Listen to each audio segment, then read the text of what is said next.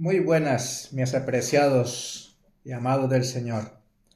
Seguimos compartiendo estos maravillosos temas con relación al santuario, porque vuelvo y recalco en esta cita que dice el Espíritu de Profecía: las mentes de los creyentes habían de ser dirigidas al santuario celestial, donde Cristo ha entrado para hacer expiación por por su pueblo. Mensajes Selectos, tomo 1, capítulo 5, página 77.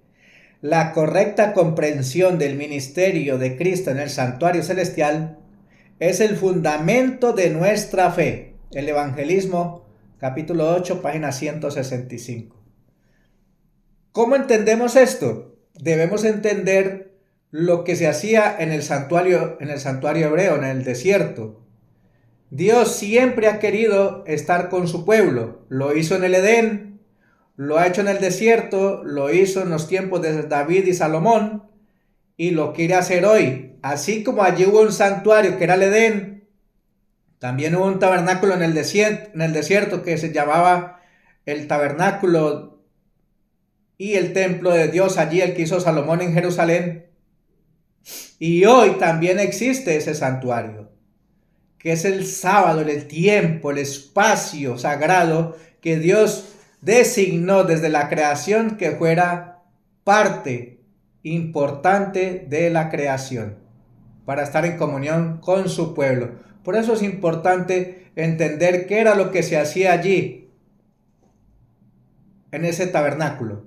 Y entonces así comprenderemos qué es lo que está haciendo Jesús en estos días finales. Está concluyendo el maravilloso plan de redención. Y quiero para ello comenzar con un texto que dice aquí en el Salmo 73, 16 y 17. Cuando pensé para saber esto, fue duro trabajo para mí. Hasta que entré en el santuario de Dios, entonces entendí la postrimería de ellos. Aquí está en el contexto donde Asaf se lamenta, porque cómo es que los incrédulos vociferan, blasfeman el santo nombre de Dios y viven mejor que muchos creyentes. Y él se asombra, dice: por poquito resbalan mis pies hasta que entré en el santuario de Dios y comprendí. ¿Qué comprendió Asaf? Comprendió que muchos de los que gozan de los placeres de este mundo terminarán destruidos. Por eso Jesús dice que Él ama a los mansos y humildes de corazón. Él también lo dijo cuando estaba allí con los fariseos en una cena: los pobres siempre los tendréis a tu lado. Con ese pensamiento vamos a hacer una oración. Querido y amado Padre que estás en los cielos, gracias por el privilegio y el honor de poder compartir estos maravillosos temas que son muy importantes para el tiempo final de la historia de este mundo. Ayúdanos a entender y comprender de una manera profunda la obra final del plan de redención que está haciendo Cristo Jesús allí en el lugar santísimo a tu diestra, obrando como nuestro abogado defensor, nuestro gran sumo sacerdote, nuestro divino intercesor, nuestro gran representante. Señor, ayúdanos a escudriñar nuestros corazones y a entregarte toda nuestra pecaminosidad a ti, para que tú nos cubras con tu justicia y seamos sellados antes que termine el tiempo de gracia, porque es necesario estar en comunión contigo para que el divino abogado nos pueda defender en el trono de la gracia. Úngeme con tu Santo Espíritu para que sea Él el que me use y me guíe en la exposición de su palabra, y que lo que salga de mi boca sea palabra de Jehová, no palabra de hombre. Y bendice a la persona que lo va a escuchar, y que sea de gozo y alegría su corazón. En el nombre de Jesús. Amén. Objetos del santuario. Vamos a leer el libro de Éxodo 31, 2 al 11. Éxodo 31, 2 al 11. A ver qué nos dice la palabra del Señor. Éxodo 31, 2 al 11.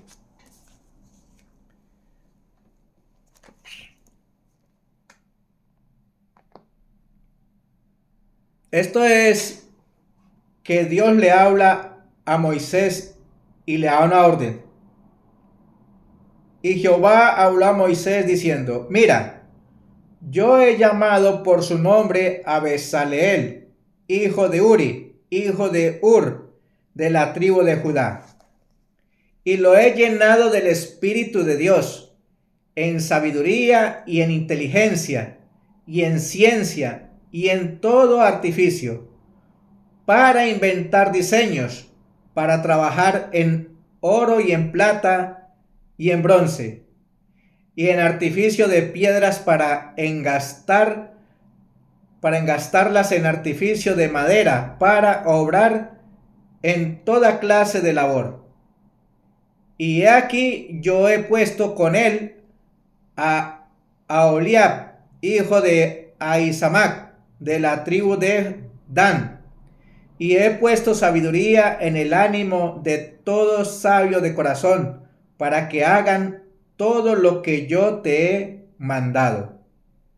El tabernáculo de la congregación y el arca del testimonio y el propiciatorio que está sobre ella y todos los vasos del tabernáculo y la mesa y sus vasos y el candelero puro y todos sus vasos y el altar del incienso y el altar del holocausto y todos sus vasos y la fuente y su base y las vestiduras del servicio y las santas vestiduras para Aarón el sacerdote y las vestiduras de sus hijos para que ejerzan el sacerdocio y el aceite de la unción y el incienso aromático para el santuario harán conforme a todo lo que se te ha mandado.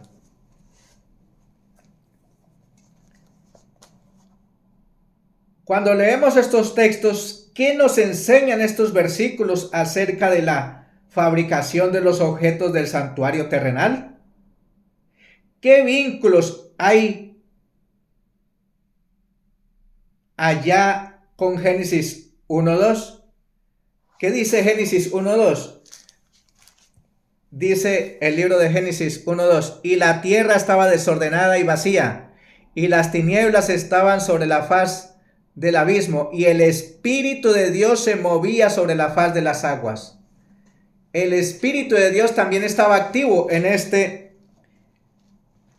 la creación, y también lo está, lo hemos leído. Dios puso el Espíritu en estas personas para darles sabiduría, para darles inteligencia de cómo debían obrar, para poner las cosas en orden. Quizá nuestra vida esté en desorden, pero Dios te anima a que le entregue su corazón y Él pondrá nuestra vida en orden, porque el que hace esa obra de transformación es el Espíritu Santo en nuestra vida. Y dice Éxodo 25:9, conforme a todo lo que yo te mostré en el diseño del tabernáculo y el diseño de todos sus utensilios, así lo haréis.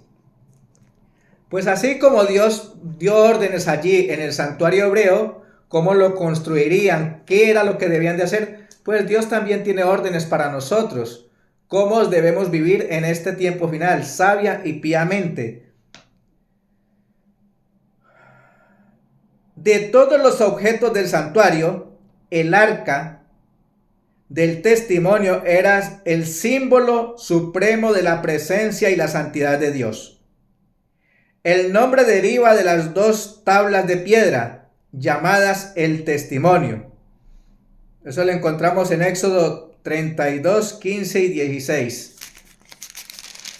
Éxodo 32, 15 y 16 dice lo siguiente. Éxodo 32, 15 y 16 dice así la palabra del Señor. Y se volvió Moisés y descendió del monte trayendo en su mano las dos tablas del testimonio. Las tablas escritas por ambos lados, de uno y otro lado, estaban escritas. Y las tablas eran obra de Dios, y la escritura era escritura de Dios grabada sobre las tablas. Es lo único que Dios escribió con su propio dedo. Nadie tiene por qué tergiversarla, ni cambiarlas, ni quererlas quitar de lo que ya Dios ha escrito. Y el versículo 21 dice: y dijo Moisés a Aarón: ¿qué te ha hecho este pueblo que has traído sobre el gran pecado? ¿Se acuerdan cuando muchas veces esto pasa en las iglesias? Muchas veces se le tiene más miedo al pueblo que a Dios. Cuando Moisés estaba tardando mucho para bajar del monte, llegó el pueblo y le exigió a Aarón que hiciera un becerro para adorarlo como lo hacían en Egipto. ¿Será que muchos de nosotros que nos decimos cristianos, aunque vayamos a la iglesia, aún seguimos teniendo los ídolos de Egipto? Porque eso fue lo que hizo Aarón.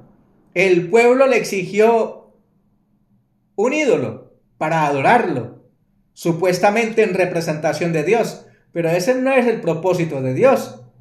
Y por eso Moisés le está haciendo una reprensión a Aarón. ¿Qué pasó que has traído tan grande pecado a este pueblo? O sea, le está diciendo, ¿no fuiste capaz de mantenerte firme de parte de Dios? Muchos de nosotros hoy en día, por no perder privilegios y por no perder un estatus social, estamos de parte del mundo y no de parte de Dios.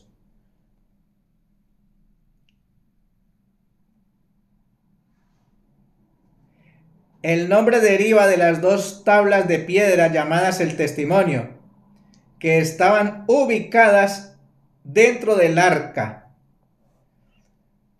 Encima del arca estaba el propiciatorio o cubierta de propiciación, con dos querubines que lo cubrían con sus alas. Eso lo encontramos en Éxodo 25, 17 al 21.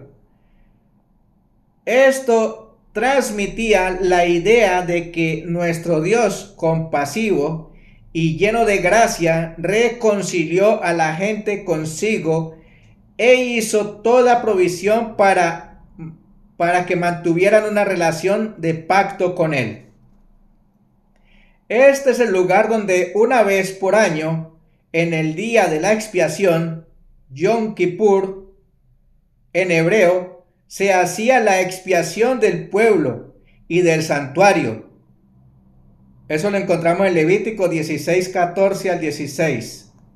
Vamos a leerlo, Levítico 16. 16, 14 al 16.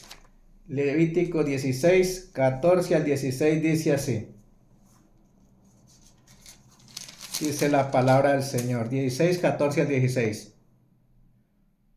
Tomará luego de la sangre del becerro y la rociará con su dedo hacia el propiciatorio, al lado oriental.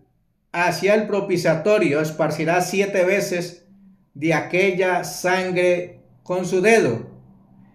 Después degollará en expiación el macho cabrío expiatorio, que era por el pueblo, y meterá la sangre de él del velo adentro, y hará de su sangre como hizo de la sangre del becerro, y la esparcirá sobre el propiciatorio y delante del propiciatorio, y hará expiación por el santuario, por las inmundicias de los hijos de Israel, y por sus rebeliones, y por todos sus pecados. De la misma manera hará también al tabernáculo de la congregación, el cual reside entre ellos en medio de sus inmundicias. En el santuario hebreo se hacía expiación por los pecados del pueblo. Y hoy Cristo Jesús está en ese mismo ministerio, haciendo expiación por nuestros pecados. Y Él no intercede por todo el mundo, intercede y aboga por aquellos que hemos reconocido que somos pecadores y que reclamamos ese sacrificio expiatorio y lo aceptamos como Salvador y Señor de nuestras vidas, a Cristo Jesús nuestro Señor, entonces Él actúa como nuestro intercesor, como nuestro abogado defensor, como nuestro gran sumo sacerdote, y hace expiación por nuestros pecados. Pero si no le reconocemos, Él no puede obrar en nuestras vidas. Hay que reconocerlo y aceptar sus condiciones.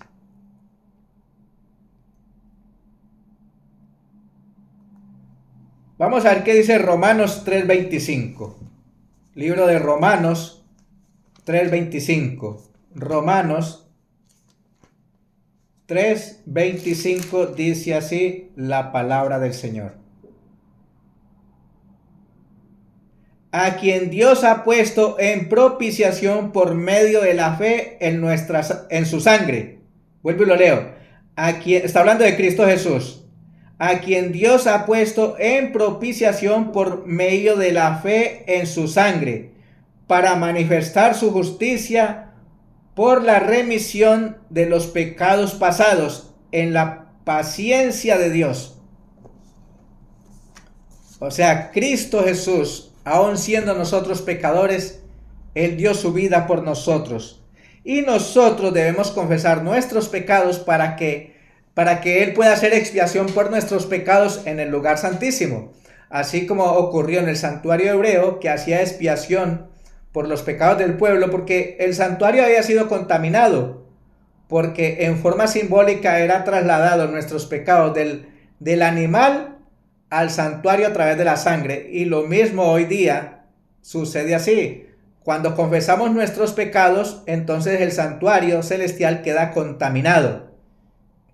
Y Jesús está haciendo expiación por nuestros pecados. Se nos ha concedido un tiempo de gracia extra, pero ese tiempo de gracia se está acabando para muchos.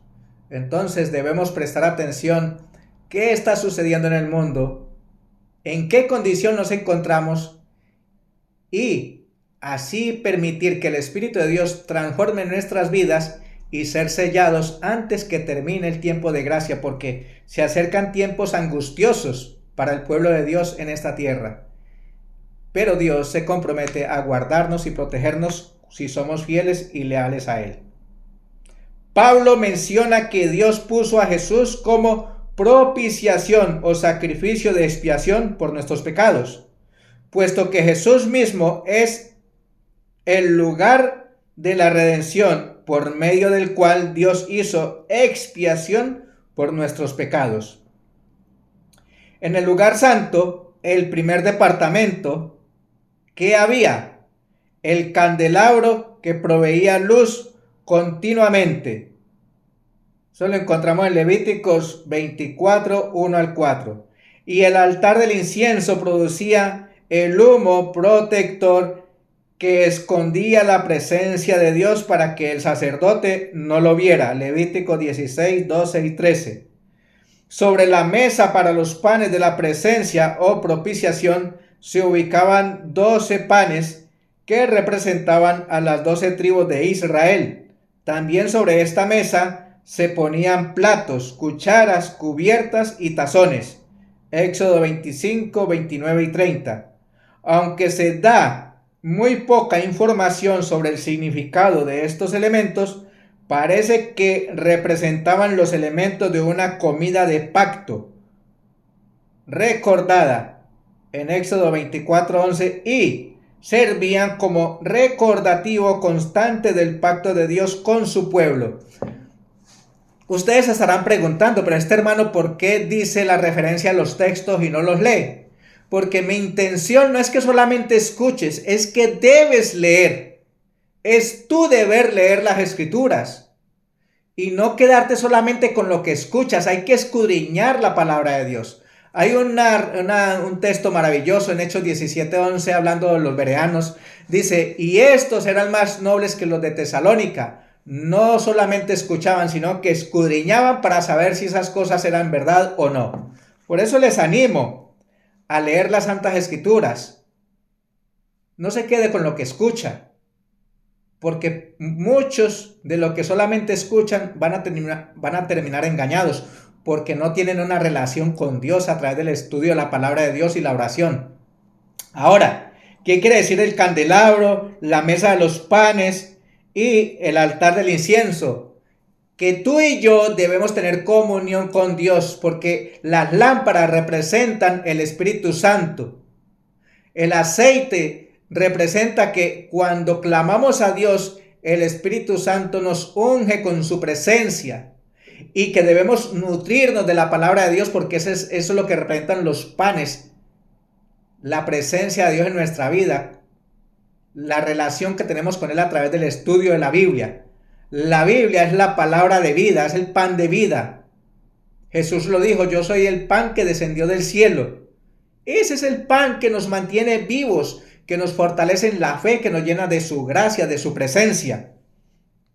Y el altar del incienso es que debemos orar, orar, orar y orar, orar sin cesar. Y más aún en estos tiempos finales, porque Satanás anda como león rugiente buscando a quien devorar. Tiempo de comunión con Dios, una verdadera relación con Dios, el estudio de las Escrituras, la oración y la testificación.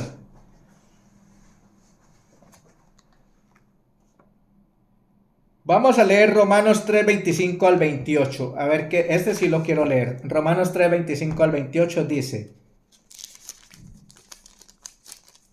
a quien Dios ha puesto en propiciación por medio de la fe en su sangre, para manifestar su justicia por la remisión de los pecados pasados en la paciencia de Dios, para manifestar su justicia en este tiempo, para que Él sea el justo. O sea, está hablando de Jesús, para que Él sea el justo y el que justifica al que cree en Jesús. Si tú no crees en Jesús, el Señor no puede justificarte. Perdón. Solamente su justicia nos es imputada a aquellos que hemos aceptado a Cristo Jesús como nuestro Salvador y Señor, y su justicia nos es imputada. ¿Dónde pues está la jactancia? ¿Queda excluida? ¿Por cuál ley? ¿De las obras? No, sino por la ley de la fe. Concluimos pues que el hombre es justificado por fe, sin las obras de la ley. Hay muchos que piensan que tienen que hacer cierta cantidad de sacrificios para ganar la salvación, pero la salvación es por gracia, es gratis. ¿Qué gran esperanza podemos obtener de las promesas de salvación por fe sin las obras de la ley? Hay que tener mucho cuidado con esto, porque la fe sin obras no muestra si tú y yo tenemos fe.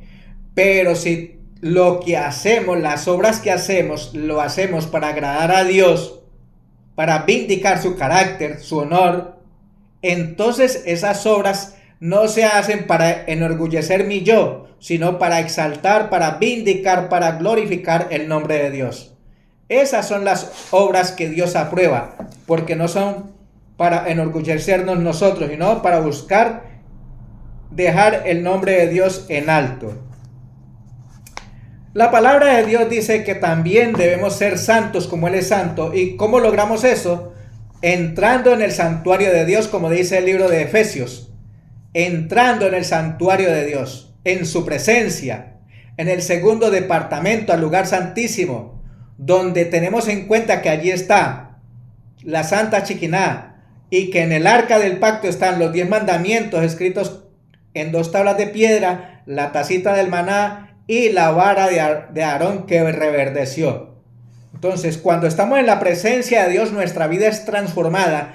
Y cuando tenemos comunión con Dios a través de la Santa Escritura, entonces nuestra vida refleja la gloria de Dios, como le sucedió a Moisés cuando bajaba del monte alto, allí en Génesis 19, que dice que el pueblo no lo podía mirar porque su rostro brillaba. ¿Por qué brillaba? Porque él pasó 40 días y 40 noches en comunión con Dios el Padre, allí recibiendo instrucciones cómo debía dirigir al pueblo. Y Dios nos manda que, así como Él es santo, nosotros seamos santos. Levítico 19:2.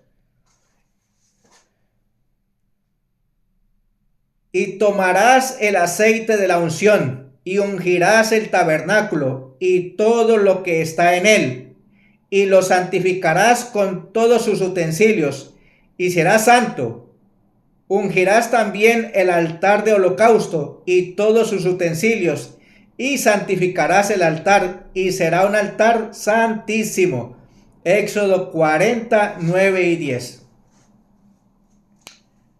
En Éxodo 49 y 10 nos muestra que el santuario había de ser considerado santo.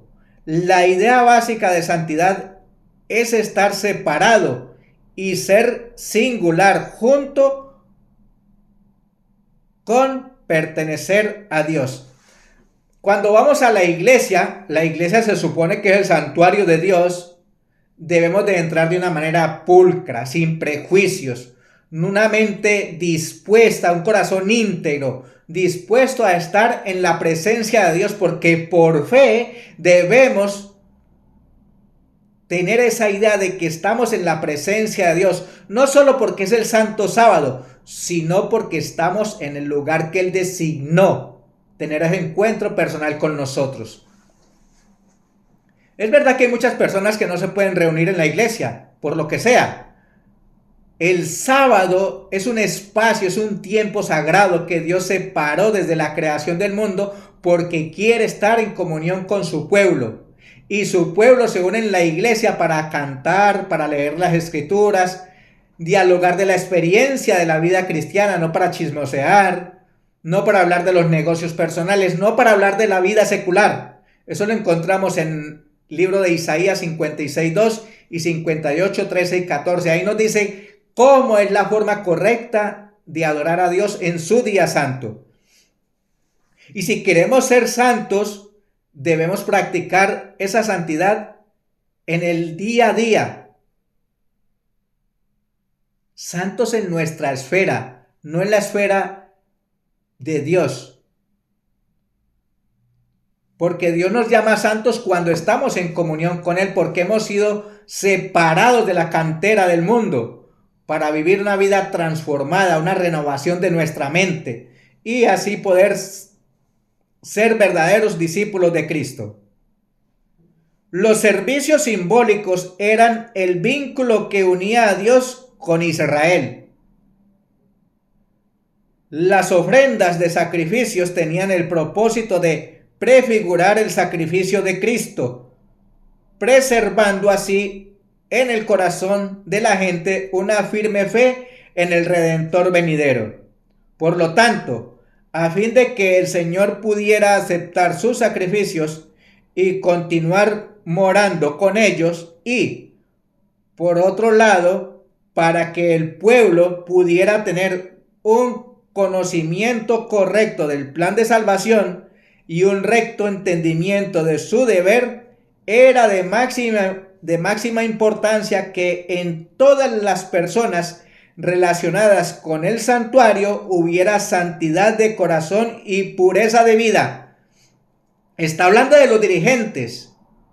¿Será que eso sucede hoy con la dirigencia de la iglesia? No lo digo yo, lo está diciendo aquí, dice. Y un recto entendimiento de sus deberes.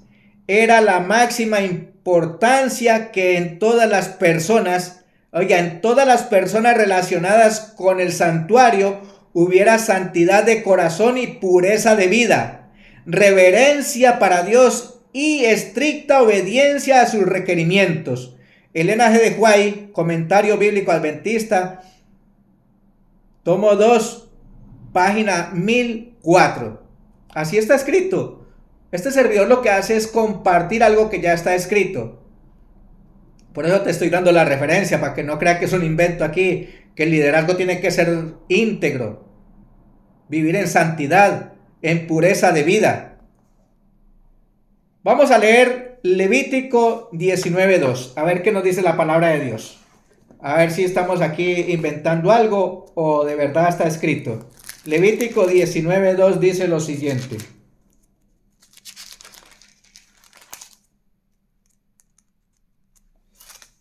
La palabra del Señor, Levítico 19:2 dice: habla a toda la congregación de los hijos de Israel y diles, santos seréis porque yo, Jehová vuestro Dios, soy santo.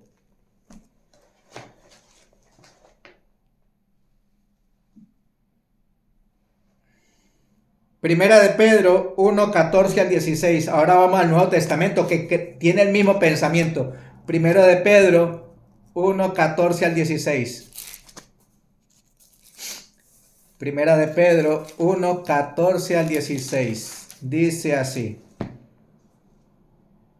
Como hijos obedientes, no os conforméis a las concupiscencias que antes teníais, estando en vuestra ignorancia, sino que así como aquel que os llamó es santo, así también vosotros sed santos en toda vuestra manera de vivir, porque escrito está, sed santos porque yo soy santo. Así está escrito en el libro sagrado. Entonces, ¿cuál es la razón principal para que la gente sea santa? Porque si nosotros estamos en una relación íntegra con Dios, nuestras vidas reflejarán esa santidad que Dios quiere para con nosotros. Mentes puras, entendimientos claros, un claro razonamiento, un buen discernimiento para entender y comprender entre lo puro y lo impuro, entre lo santo y lo mundano. Y eso solamente lo conseguimos a través del estudio de la Biblia. Cuando clamamos a Dios por sabiduría, Dios nos da sabiduría y nos lleva a un claro discernimiento de lo que es vivir una vida en plenitud con Cristo. Vidas consagradas. La santidad de Dios nos transforma y nos pone aparte. Hemos sido llamados para ser un pueblo diferente, peculiar, hacedores de buenas obras, y que las obras que hagamos no las hagamos para vanagloriarnos nosotros, sino para dar honra y gloria al santo nombre de Dios. Su santidad es la motivación máxima para la conducta ética de su pueblo en todas las esferas de su vida. Eso es lo que vemos en Levítico 19. Sea la observancia de la ley de alimentación, Levítico 11. Allí en Levítico 11 encontramos los animales que debemos y no debemos comer. Aunque en estos tiempos finales, las carnes que allí eran permitidas, hoy dice la mensajera del Señor que no son saludables. ¿Por qué? Debido a la contaminación que hay en el mundo. Debido a la degradación, estos pobres animalitos ya son levantados a punta de hormonas y químicos. Entonces, esas enfermedades de esos pobres animalitos, cuando nosotros consumimos esas carnes, pues nuestra vida, nuestro ser interior es contaminado. Por eso hay tanta enfermedad, por eso hay tanto cáncer. El cáncer es originado en gran medida, bueno, lo dice la Organización Mundial de la Salud, por las carnes, debido a la tanta contaminación que hay. Los mares están llenos de químicos, de petróleo, de radiación. Por eso muchas veces estas carnes son nocivas para la salud. Dios allí lo permitió, pero hoy lo prohíbe. No es porque por capricho, es por nuestro bienestar. Pero muchas veces pensamos que es porque Dios es muy caprichoso. No, es por nuestro bienestar.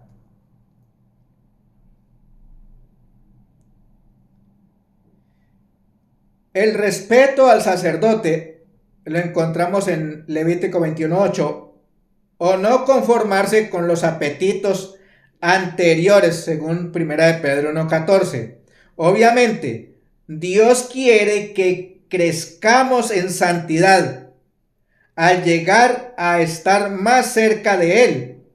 Este cambio únicamente puede producirse por medio de una entrega de nuestras naturalezas pecaminosas y una disposición a hacer lo recto, sin importar las consecuencias. Muchas veces nos da miedo tomar decisiones por las consecuencias, porque como dije en alguna otra ocasión, le tenemos más miedo al hombre que a Dios. Y Dios nos llama a que seamos temerosos, rectos, íntegros, obedientes.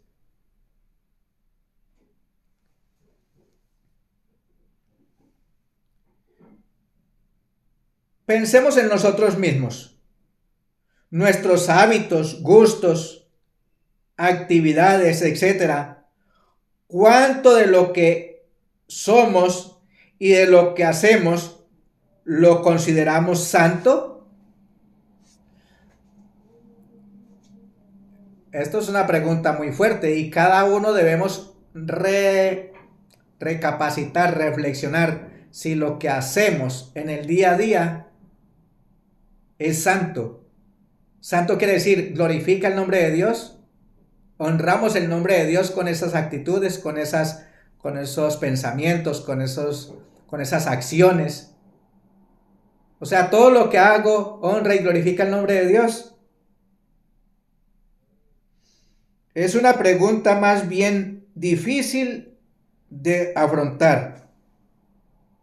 Es verdad, es una pregunta muy difícil, pero debemos reflexionar. Como dice 2 Corintios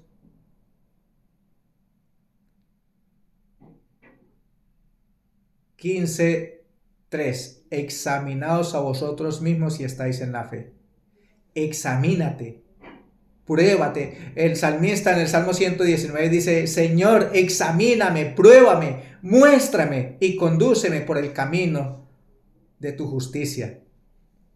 No hay otra forma de alcanzar la plenitud como lo que es lo que Dios quiere, que vivamos una vida santas. Solamente logramos eso cuando le permitimos al Espíritu de Dios transformar nuestras vidas, y eso solamente se logra a través del estudio de la palabra de Dios, la oración y la testificación, y teniendo muy en cuenta qué estamos viendo, qué estamos escuchando, porque de la abundancia de la mente habla la boca. Entonces tenemos que tener mucho cuidado de cómo vivir una vida que honre y glorifique el nombre de Dios. Por eso, queridos hermanos, ese es el propósito de compartir estas lecciones, porque si queremos llegar a su presencia, a la presencia de Dios, pues debemos estudiar estos temas y relacionarnos más con estos temas tan importantes, porque estamos en un momento difícil de la historia de este mundo y solamente perseveraremos aquellos que estemos en comunión con Dios, con una verdadera relación. Dice la Biblia, Isaías 45:22, miradme a mí y sed salvos todos los términos de la tierra. No dice que nos fijemos en un pastor, ni que pongamos a una persona de estas como el ideal de nuestra vida. No dice eso. Dice, miradme a mí y sed salvos todos los términos de la tierra. Y en el Nuevo Testamento tiene la misma figura. Puestos los ojos en Cristo Jesús, el autor y consumador de la fe. Él es el modelo a seguir. Y si queremos seguir ese modelo, en Juan 13:15 dice, ejemplo os he dado para que como yo he hecho, vosotros también hagáis. Y en Juan 5:30 dice, yo no vine a hacer mi voluntad, sino la voluntad del Padre que me envió. Qué bueno poder decir al final de la historia de nuestra vida, como dijo Jesús en Juan 19:30, ahí viene el príncipe de este mundo y él nada tiene en mí. Queridos y amados del Señor, voy a compartir un texto que está en 2 de Pedro 1:12. Por esto yo no dejaré de recordaros siempre estas cosas, aunque vosotros las sepáis y estéis afirmados en la verdad presente. Porque tengo por justo, en tanto que estoy en este tabernáculo, el incitaros con amonestación. Palabra de Dios. Mi único deseo y propósito es compartir algo que ya está escrito, animándoles a que escudriñéis las escrituras. Lee el sagrado libro, ora, clama a Dios por sabiduría. y Él se la dará sin demora, porque Él lo ha prometido. Dios te bendiga y hasta otra oportunidad. Dios te guarde.